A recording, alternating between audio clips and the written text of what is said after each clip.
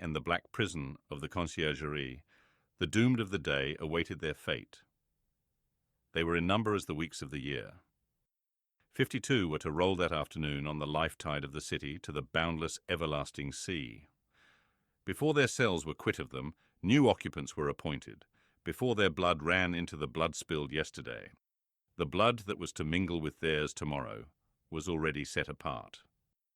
212 were told off, from the farmer general of 70, whose riches could not buy his life, to the seamstress of 20, whose poverty and obscurity could not save her.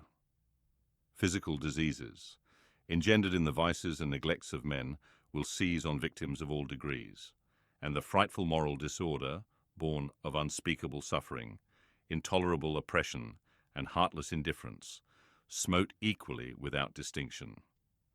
Charles Darnay, alone in a cell, had sustained himself with no flattering delusion since he came to it from the tribunal. In every line of the narrative he had heard his condemnation. He had fully comprehended that no personal influence could possibly save him, that he was virtually sentenced by the millions, and that units could avail him nothing. Nevertheless, it was not easy, with the face of his beloved wife fresh before him, to compose his mind to what it must bear. His hold on life was strong, and it was very, very hard to loosen. By gradual efforts and degrees unclosed a little here, it clenched the tighter there. And when he brought his strength to bear on that hand and it yielded, this was closed again. There was a hurry, too, in all his thoughts, a turbulent and heated working of his heart that contended against resignation. If, for a moment, he did feel resigned, then his wife and child, who had to live after him, seemed to protest and to make it a selfish thing. But all this was at first. Before long, the consideration that there was no disgrace in the fate he must meet, and that numbers went the same road wrongfully, and trod it firmly every day, sprang up to stimulate him. Next followed the thought that much of the future peace of mind, enjoyable by the dear ones, depended on his quiet fortitude.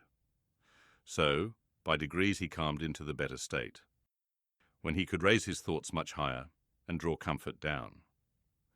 Before it had set in dark on the night of his condemnation, he had travelled thus far on his last way. Being allowed to purchase the means of writing and a light, he sat down to write until such time as the prison lamps should be extinguished. He wrote a long letter to Lucy, showing her that he had known nothing of her father's imprisonment, until he had heard of it from herself, and that he had been as ignorant as she of his father's and uncle's responsibility for that misery, until the paper had been read. He had already explained to her that his concealment from herself of the name he had relinquished was the one condition, fully intelligible now, that her father had attached to their betrothal, and was the one promise he had still exacted on the morning of their marriage. He entreated her, for her father's sake, never to seek to know whether her father had become oblivious of the existence of the paper, or had it recalled to him, for the moment, or for good, by the story of the tower, on that old Sunday under the dear old plane tree in the garden. If he had preserved any definite remembrance of it, there could be no doubt that he had supposed it destroyed with the Bastille, when he had found no mention of it among the relics of prisoners which the populace had discovered there, and which had been described to all the world. He besought her, though he added that he knew it was needless, to console her father by impressing him through every tender means she could think of, with the truth that he had done nothing for which he could justly reproach himself, but had uniformly forgotten himself for their joint sakes. Next to her preservation of his own last grateful love and blessing, and her overcoming of her sorrow, to devote herself to their dear child, he adjured her, as they would meet in heaven, to comfort her father. To her father himself he wrote in the same strain, but he told her father that he expressly confided his wife and child to his care, and he told him this very strongly with the hope of rousing him from any despondency or dangerous retrospect towards which he foresaw he might be tending.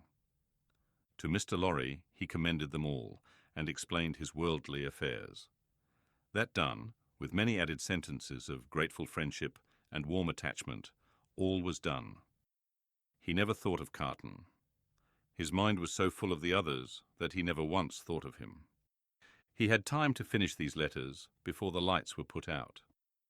When he lay down on his straw bed, he thought he had done with this world. But it beckoned him back in his sleep and showed itself in shining forms. Free and happy, back in the old house in Soho, though it had nothing in it like the real house. Unaccountably released and light of heart, he was with Lucy again, and she told him it was all a dream, and he had never gone away. A pause of forgetfulness, and then he had even suffered and had come back to her, dead and at peace, and yet there was no difference in him. Another pause of oblivion, and he awoke in the sombre morning, unconscious where he was or what had happened, until it flashed upon his mind, "This is the day of my death." Thus had he come through the hours to the day when the 52 heads were to fall. And now, while he was composed, and hoped that he could meet the end with quiet heroism, a new action began in his waking thoughts, which was very difficult to master. He had never seen the instrument that was to terminate his life.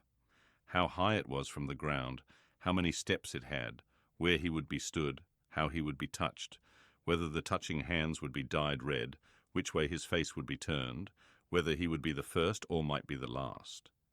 These and many similar questions, in no wise directed by his will, obtruded themselves over and over again, countless times. Neither were they connected with fear. He was conscious of no fear. Rather, they originated in a strange, besetting desire to know what to do when the time came, a desire gigantically disproportionate to the few swift moments to which it referred, a wondering that was more like the wondering of some other spirit within his than his own. The hours went on as he walked to and fro, and the clock struck the numbers he would never hear again.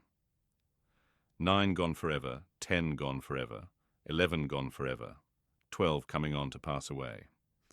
After a hard contest with that eccentric action of thought which had last perplexed him, he had got the better of it. He walked up and down, softly repeating their names to himself. The worst of the strife was over. He could walk up and down, free from distracting fancies, praying for himself and for them. 12 gone forever. He had been apprised that the final hour was 3, and he knew he would be summoned some time earlier, inasmuch as the tumbrils jolted heavily and slowly through the streets. Therefore, he resolved to keep 2 before his mind as the hour, and so to strengthen himself in the interval, that he might be able, after that time, to strengthen others.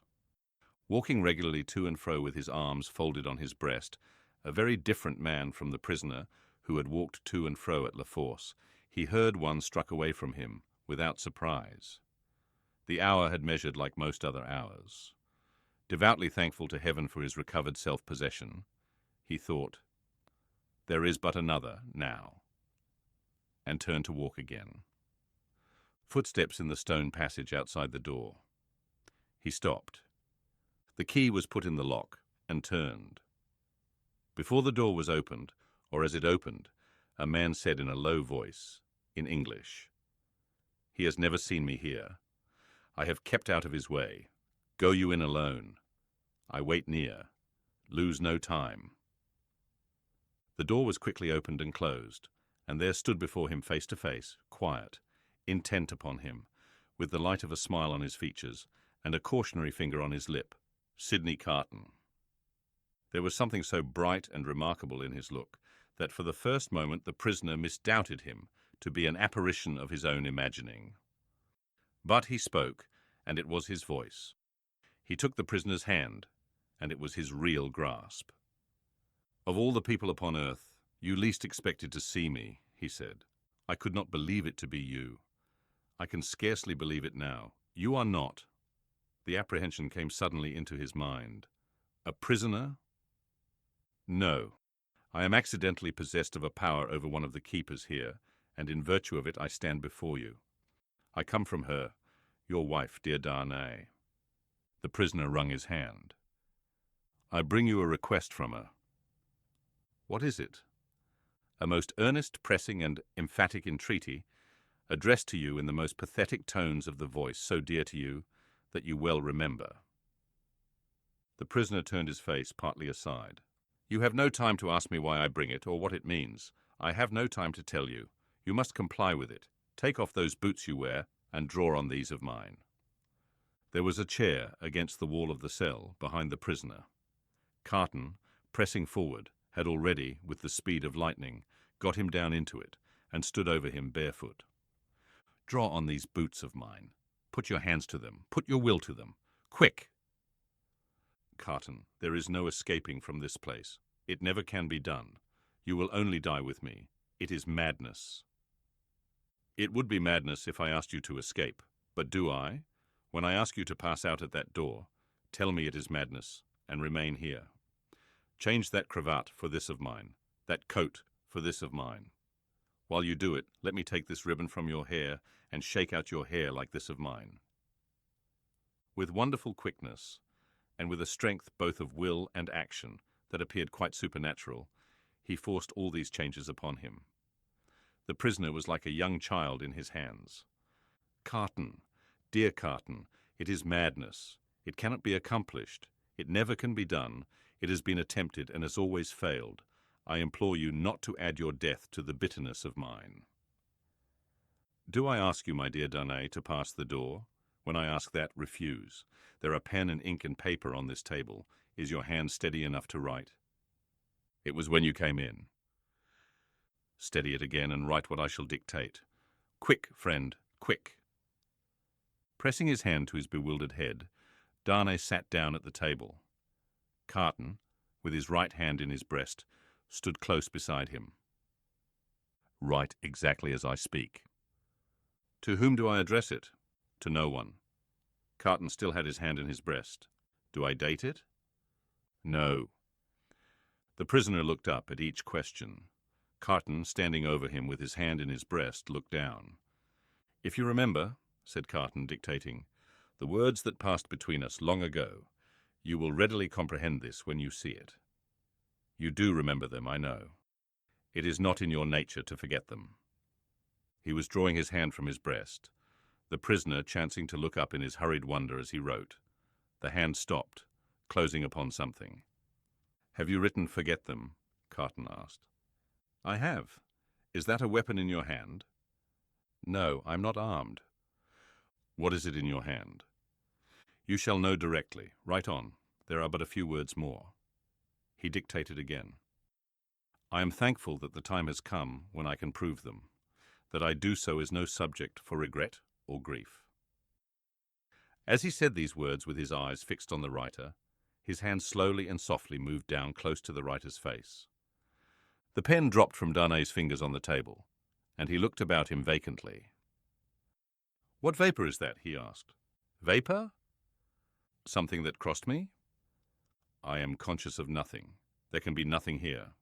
Take up the pen and finish. Hurry, hurry. As if his memory were impaired or his faculties disordered, the prisoner made an effort to rally his attention. As he looked at Carton with clouded eyes and with an altered manner of breathing, Carton, his hand again in his breast, looked steadily at him. Hurry, hurry. The prisoner bent over the paper once more. If it had been otherwise. Carton's hand was again watchfully and softly stealing down. I never should have used the longer opportunity, if it had been otherwise. The hand was at the prisoner's face. I should but have had so much the more to answer for, if it had been otherwise. Carton looked at the pen and saw it was trailing off into unintelligible signs. Carton's hand moved back to his breast no more. The prisoner sprang up with a reproachful look, but Carton's hand was close and firm at his nostrils, and Carton's left arm caught him round the waist. For a few seconds he faintly struggled with the man who had come to lay down his life for him. But within a minute or so, he was stretched insensible on the ground. Quickly, but with hands as true to the purpose as his heart was, Carton dressed himself in the clothes the prisoner had laid aside, combed back his hair, and tied it with the ribbon the prisoner had worn. Then he softly called, "Enter there, come in," and the spy presented himself. "You see," said Carton, looking up, as he kneeled on one knee beside the insensible figure, putting the paper in the breast, "is your hazard very great?" "Mr. Carton," the spy answered, with a timid snap of his fingers. My hazard is not that, in the thick of business here, if you are true to the whole of your bargain. Don't fear me. I will be true to the death. You must be, Mr. Carton, if the tale of 52 is to be right. Being made right by you in that dress, I shall have no fear. Have no fear. I shall soon be out of the way of harming you, and the rest will soon be far from here, please God. Now get assistance and take me to the coach. You? Said the spy nervously. Him, man, with whom I have exchanged. You go out at the gate by which you brought me in? Of course. I was weak and faint when you brought me in, and I am fainter now you take me out. The parting interview has overpowered me. Such a thing has happened here, often, and too often. Your life is in your own hands. Quick, call assistance. You swear not to betray me? Said the trembling spy, as he paused for a last moment. Man, returned Carton, stamping his foot. Have I sworn by no solemn vow already to go through with this that you waste the precious moments now? Take him yourself to the courtyard you know of. Place him yourself in the carriage. Show him yourself to Mr. Lorry. Tell him yourself to give him no restorative but air, and to remember my words of last night, and his promise of last night, and drive away. The spy withdrew, and Carton seated himself at the table, resting his forehead on his hands. The spy returned immediately, with 2 men. How then? Said one of them, contemplating the fallen figure. So afflicted to find that his friend has drawn a prize in the lottery of Sainte Guillotine? A good patriot, said the other, could hardly have been more afflicted if the aristocrat had drawn a blank. They raised the unconscious figure, placed it on a litter they had brought to the door, and bent to carry it away. The time is short, Evrémonde, said the spy in a warning voice. I know it well, answered Carton. Be careful of my friend, I entreat you, and leave me. Come then, my children, said Barsad. Lift him and come away. The door closed, and Carton was left alone. Straining his powers of listening to the utmost, he listened for any sound that might denote suspicion or alarm. There was none. Keys turned, doors clashed. Footsteps passed along distant passages. No cry was raised or hurry made. That seemed unusual. Breathing more freely in a little while, he sat down at the table and listened again until the clock struck 2. Sounds that he was not afraid of, for he divined their meaning, then began to be audible. Several doors were opened in succession, and finally his own.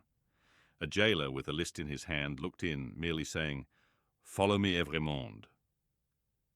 And he followed into a large, dark room, at a distance.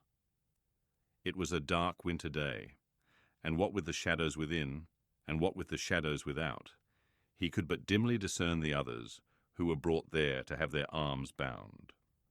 Some were standing, some seated, some were lamenting, and in restless motion. But these were few. The great majority were silent and still, looking fixedly at the ground. As he stood by the wall in a dim corner, while some of the 52 were brought in after him, one man stopped in passing to embrace him, as having a knowledge of him. It thrilled him with a great dread of discovery. But the man went on. A very few moments after that, a young woman, with a slight girlish form, a sweet spare face in which there was no vestige of colour, and large widely opened patient eyes, rose from the seat where he had observed her sitting, and came to speak to him. "Citizen Evrémonde," she said, touching him with her cold hand. "I am a poor little seamstress, who was with you in La Force." He murmured for answer, "True. I forget what you were accused of?" "Plots, though the just heaven knows that I am innocent of any. Is it likely? Who would think of plotting with a poor little weak creature like me?" The forlorn smile with which she said it so touched him that tears started from his eyes. "I am not afraid to die, Citizen Evrémonde, but I have done nothing. I am not unwilling to die, if the Republic, which is to do so much good to us poor, will profit by my death. But I do not know how that can be, Citizen Evrémonde, such a poor, weak little creature." As the last thing on earth that his heart was to warm and soften to, it warmed and softened to this pitiable girl. "I heard you were released, citizen Evrémonde. I hoped it was true."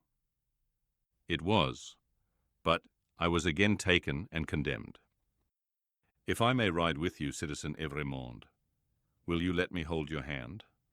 I am not afraid, but I am little and weak, and it will give me more courage." As the patient eyes were lifted to his face, he saw a sudden doubt in them, and then astonishment. He pressed the work-worn, hunger-worn young fingers and touched his lips. "Are you dying for him?" she whispered. "And his wife and child? Hush, yes." "Oh, you will let me hold your brave hand, stranger?" "Hush, yes, my poor sister, to the last." The same shadows that are falling on the prison are falling in that same hour of the early afternoon on the barrier with the crowd about it, when a coach going out of Paris drives up to be examined. "Who goes here? Whom have we within? Papers." The papers are handed out and read. "Alexandre Manette, physician, French. Which is he?" This is he, this helpless, inarticulately murmuring, wandering old man pointed out. Apparently the citizen doctor is not in his right mind. The revolution fever will have been too much for him. Greatly too much for him. Ha! Many suffer with it. Lucy, his daughter, French. Which is she? This is she. Apparently it must be. Lucy, the wife of Evrémonde. Is it not? It is. Ha! Evrémonde has an assignation elsewhere. Lucy, her child. English. This is she? She and no other. Kiss me, child of Evrémonde. Now, thou hast kissed a good Republican. Something new in thy family. Remember it. Sydney Carton, advocate, English. Which is he? He lies here, in this corner of the carriage. He, too, is pointed out. Apparently the English advocate is in a swoon. It is hoped he will recover in the fresher air. It is represented that he is not in strong health, and has separated sadly from a friend who is under the displeasure of the Republic. Is that all? It is not a great deal, that. Many are under the displeasure of the Republic, and must look out at the little window. Jarvis Lorry, banker, English, which is he? I am he, necessarily, being the last. It is Jarvis Lorry who has replied to all the previous questions. It is Jarvis Lorry who has alighted and stands with his hand on the coach door, replying to a group of officials. They leisurely walk round the carriage and leisurely mount the box, to look at what little luggage it carries on the roof. The country people hanging about, press nearer to the coach doors and greedily stare in. A little child, carried by its mother, has its short arm held out for it, that it may touch the wife of an aristocrat who has gone to the guillotine. Behold your papers, Jarvis Lorry, countersigned. One can depart, citizen? One can depart. Forward, my postilions. A good journey. I salute you, citizens, and the first danger past. These are again the words of Jarvis Lorry as he clasps his hands and looks upward. There is terror in the carriage, there is weeping, there is the heavy breathing of the insensible traveller. Are we not going too slowly? Can they not be induced to go faster? Asked Lucy, clinging to the old man. It would seem like flight, my darling. I must not urge them too much. It would rouse suspicion. Look back, and see if we are pursued. The road is clear, my dearest. So far, we are not pursued. Houses in twos and threes pass by us. Solitary farms, ruinous buildings, dye works, tanneries, and the like. Open country, avenues of leafless trees. The hard, uneven pavement is under us. The soft, deep mud is on either side. Sometimes we strike into the skirting mud to avoid the stones that clatter us and shake us. Sometimes we stick in ruts and sloughs there. The agony of our impatience is then so great that in our wild alarm and hurry we are for getting out and running, hiding, doing anything but stopping. Out of the open country, in again among ruinous buildings, solitary farms, dye works, tanneries and the like, cottages in twos and threes, avenues of leafless trees. Have these men deceived us and taken us back by another road? Is not this the same place twice over? Thank heaven, no. A village. Look back, and see if we are pursued. Hush, the posting house. Leisurely, our 4 horses are taken out. Leisurely, the coach stands in the little street, bereft of horses, and with no likelihood upon it of ever moving again. Leisurely, the new horses come into visible existence, one by one. Leisurely, the new postilions follow, sucking and plaiting the lashes of their whips. Leisurely, the old postilions count their money, make wrong additions, and arrive at dissatisfied results. All the time, our overfraught hearts are beating at a rate that would far outstrip the fastest gallop of the fastest horses ever foaled. At length, the new postilions are in their saddles, and the old are left behind. We are through the village, up the hill, and down the hill, and on the low watery grounds. Suddenly, the postilions exchange speech with animated gesticulation, and the horses are pulled up, almost on their haunches. We are pursued. Ho! Within the carriage there. Speak then. What is it? Asks Mr. Lorry, looking out at window. How many did they say? I do not understand you. At the last post. How many to the guillotine today? 52. I said so. A brave number. My fellow citizen here would have it 42. 10 more heads are worth having. The guillotine goes handsomely. I love it. High forward. Whoop. The night comes on dark. He moves more. He is beginning to revive and to speak intelligibly. He thinks they are still together. He asks him by his name what he has in his hand. Oh, pity us, kind heaven, and help us. Look out, and see if we are pursued. The wind is rushing after us, and the clouds are flying after us, and the moon is plunging after us, and the whole wild night is in pursuit of us. But so far, we are pursued by nothing else.